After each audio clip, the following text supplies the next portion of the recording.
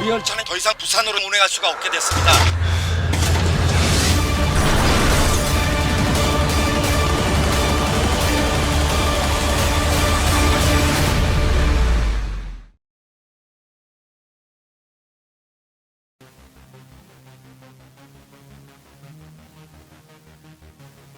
(7월 20일) 재난 블록버스터 영화 부산행이 개봉했습니다.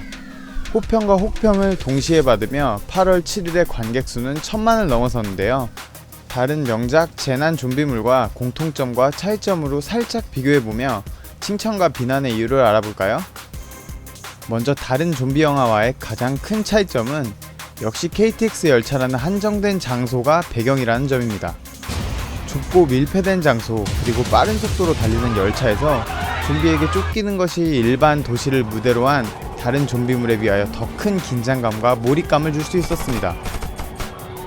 재난영화의 단골 소재인 임산부, 어린이, 노인 등의 신체적인 약자를 등장시킵니다.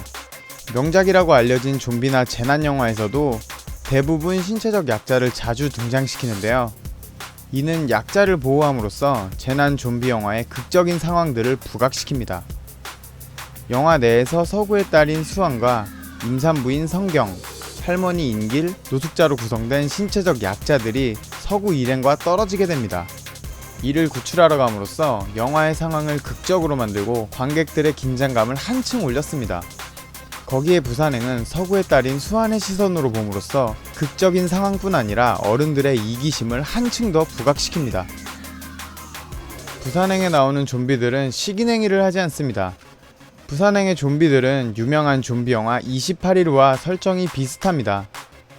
되살아난 굶주린 시체의 설정이 아닌 바이러스에 감염된 감염자라는 설정입니다. 이는 좀비들이 인간을 잡아먹기 위한 공격이 아니라 새로운 숙주에게 바이러스를 감염시키기 위한 공격이라고 할 수 있는데요. 하지만 부산행의 프리퀄 애니메이션인 서울역에서는 식인행위로 보이는 장면들이 나오는데 어떠한 설정일지는 개봉되어야 알 수 있을 것 같습니다.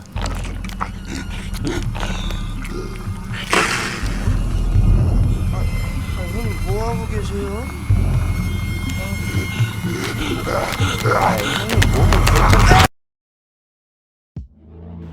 부산행의 감독인 연상호 감독은 영화 부산행 이전의 애니메이션인 돼지의 왕과 사이비를 통하여 사회 문제를 보여주며 메시지를 던졌는데요.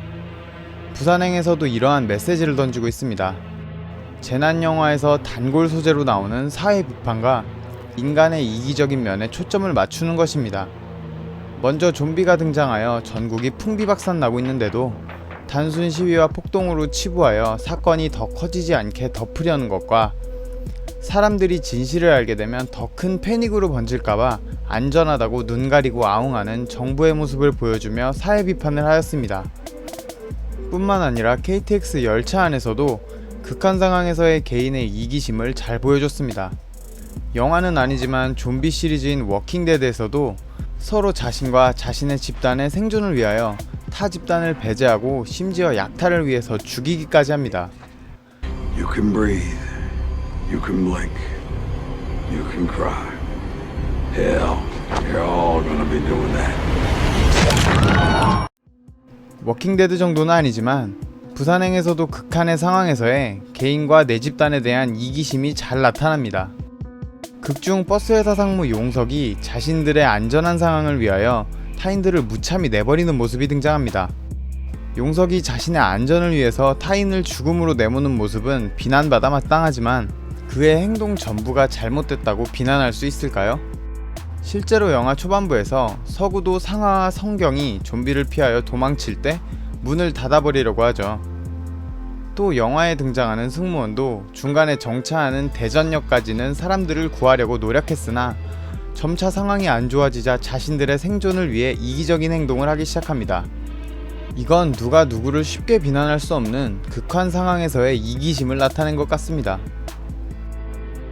또 영화를 보던 도중 이러한 생각이 들었습니다. 주인공 서구 일행에 노숙자가 끼어 있는데요. 저는 영화를 보는 내내 노숙자가 배신을 하거나 일행 중 한 명이 죽게 되는 큰 위기를 불러올 것 같아서 좋지 않은 시선으로 보았습니다. 하지만 노숙자는 영화 후반부에 수환과 성경을 구출하기 위해 자신을 희생하는 모습을 보여줍니다. 반면에 사회적 지위가 가장 높은 교통회사 상무인 용석은 지극히 이기적인 행동으로 여러 인물들을 죽음으로 몰아넣습니다.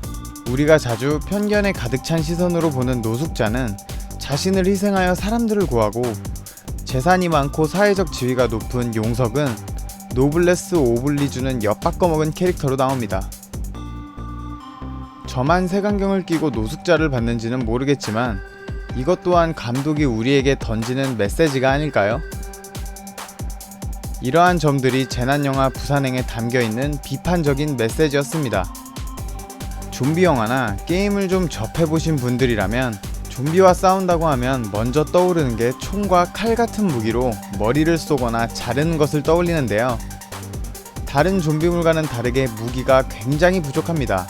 장소가 KTX 열차 아니라는 점도 이유로 들 수 있고, 다른 해외의 좀비물과는 다르게 우리나라는 총기 휴대가 허용되지 않으니까요. 작중에서 등장하는 무기는 야구부가 가지고 탄 야구방망이와 중간에 입수하게 되는 전경의 곤봉과 전투방패 뿐입니다.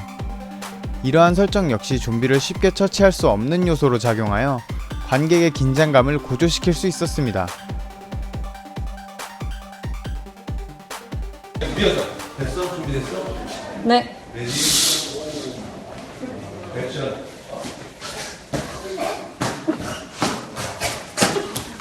야, 좀비 일로 와. 좀비 일로 와.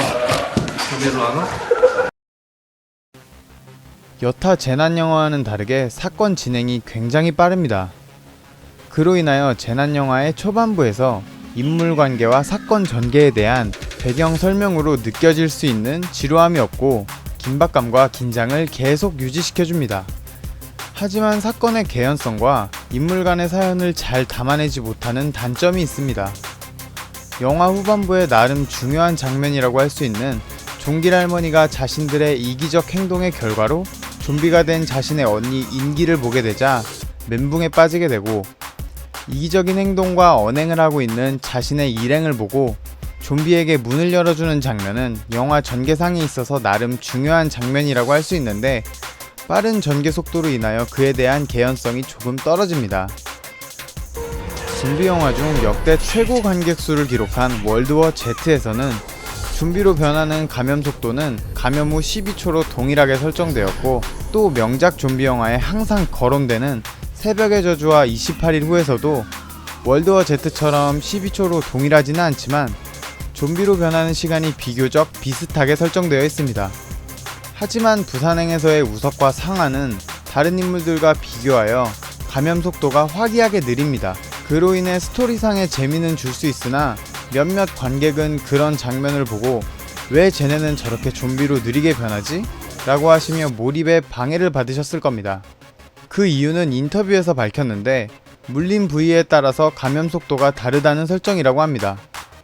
중추신경에 가까운 목을 물리면 변이가 빠르고, 가장 먼 손과 발을 물리면 상대적으로 변이가 느리다고 합니다. 하지만 개인적으로 이러한 인터뷰 내용을 모르고 영화를 본 분들이 더 많으셨을 텐데, 영화 내에서 간단한 설명이나 정보가 주어졌다면 몰입에 방해를 받는 관객이 훨씬 적지 않았을까요?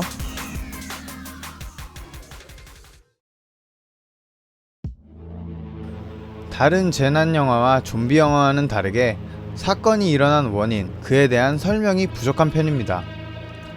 보통의 좀비 영화는 영화 오프닝 크레딧에 사건이 일어난 원인과 그로 인한 영화 속의 상황 같은 설명식의 영상을 집어넣어 사건에 대한 원인을 이야기하는 경우가 많습니다. 연상호 감독은 인터뷰에서 좀비의 발병 원인과 탄생 배경을 알 수 없게 하여 일부러 공포에 사로잡힌 인간의 모습을 나타내려 했다고 말했습니다. 하지만 저는 개인적으로 조금 더 사건의 원인을 설명했으면 하는 아쉬움이 남습니다. 그러려니 하고 보시는 분도 계시겠지만, 분명 갑자기 사슴 한 마리가 흰 눈으로 살아나더니 좀비에 감염된 여자아이가 갑자기 KTX에 올라타는 것에 대해서 개연성 부족으로 영화를 보시면서 조금 거슬렸던 관객분도 분명히 계실 겁니다.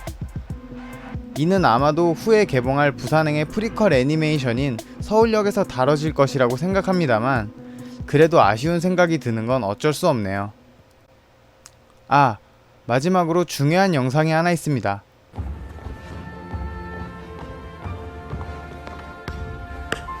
Hi, I'm Gary Oldman, actor. Some of you may know me from such films as Dracula, Air Force One, and Kung Fu Panda 2. Now, just as a professional basketball player spends hours on the court, mastering every aspect of his game, I, Gary Oldman, studied acting for many years to perfect my craft. And just as I, Gary Oldman, actor, would never try and join an NBA team just because I'm famous, I, Gary Oldman, would very much appreciate it if professional basketball players would stay the out of movies! Who the hell told you you could act? The director on your Powerade commercial? You're not actors! Some of you can't even speak English! You suck! Get it? You suck! See how I did that? That's called acting. Do you feel the emotion? I can do that. You can.